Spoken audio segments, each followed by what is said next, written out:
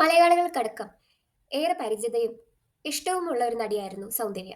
22 വർഷങ്ങൾക്ക് മുൻപാണ് നടി സൗന്ദര്യ മരണപ്പെടുന്നത്. ഒരു ഹെലികോപ്റ്റർ തകർന്നാണ് നടി സൗന്ദര്യ അപകടത്തിൽപ്പെടുന്നത്. എന്നാൽ അതൊരു അപകടമല്ല, കൊലപാതകമാണെന്നാണ് പുതിയ വാർത്ത. 22 വർഷങ്ങൾക്കിപ്പുറം നടി സൗന്ദര്യയുടെ മരണം കൊലപാതകമാണെന്ന് പരാതിപ്പെട്ടിരിക്കുകയാണ് പോലീസ് സ്റ്റേഷനിൽ. ജൽപള്ളിയിലുള്ള അരയേക്കർ ഭൂമിയുടെ പേരിൽ സൗന്ദര്യയും മോഹൻ ബാബുവും തമ്മിൽ തർക്കമുണ്ടായിരുന്നു.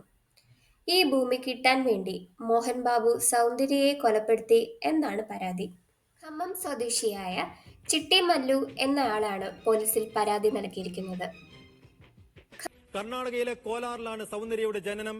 അച്ഛൻ കെ സത്യനാരായണ കന്നഡയിലെ അറിയപ്പെട്ട ഒരു പ്രൊഡ്യൂസറായിരുന്നു, എഴുത്തുകാരനായിരുന്നു, വെച്ചാൽ തിരക്കഥാകൃത്തായിരുന്നു. കെ സത്യനാരായണ കന്നഡയിലെ പ്രസിദ്ധമായ തിരക്കഥാകൃത്തും ഒപ്പം സിനിമാ നിർമ്മാതാവും കൂടിയായിരുന്നു.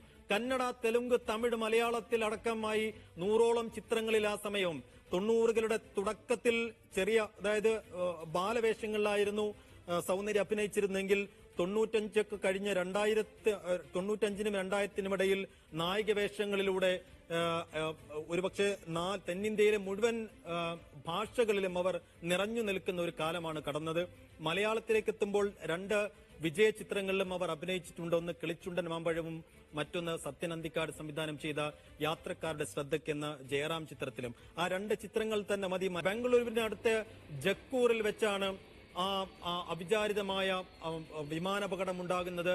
ചെറുവിമാനമായിരുന്നു, തകർന്നു വീണ് കത്തുകയായിരുന്നു.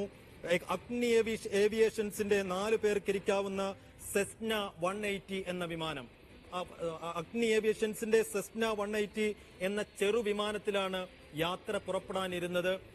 ആ യാത്രയാണ് വിമാനം ജസ്റ്റ് ഉയർന്നു പൊങ്ങിയതേ ഉണ്ടായിരുന്നുള്ളൂ. തിരിച്ച് കൂപ്പുകുത്തുന്നതും അവിടെ കത്തിയമരുന്നതും. ആ വിമാനത്തിൽ ആ സമയം ഉണ്ടായിരുന്നത് ഇവരുടെ സഹോദരൻ, ഒപ്പം മലയാളികളായ എന്നുവെച്ചാൽ മലയാളിയായ പൈലറ്റായിരുന്നു ജോയ് ഫിലിപ്പ്. 28 വയസ്സ് മാത്രം ഉണ്ടായിരുന്ന ജോയ് ഫിലിപ്പായിരുന്നു ആ ചെറുവിമാനത്തിന്റെ പൈലറ്റ്.